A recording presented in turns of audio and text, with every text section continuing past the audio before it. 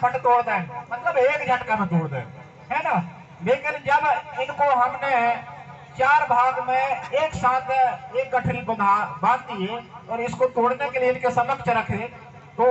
आप सभी के समक्ष में देखने को ये आया कि ये पूरा ताकत लगा डाले, लेकिन ये चारों जो डंडा के टुकड़ा है इनको एक साथ नहीं तोड़ पाए। इससे यह साबित होता है कि हमारे समाज में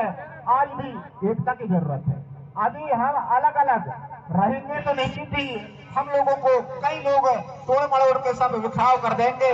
हम लोगों को नाना प्रकार के प्रताड़ना करेंगे, शोषित करेंगे, प्रताड़ित करेंगे। लेकिन हम सब जब इस कोयावंशी समाज, गोंडवाना समाज में सब लोग एक मुट्ठी में बंध के रहेंगे तो निश्चित ही प्रकार से ये डंडा को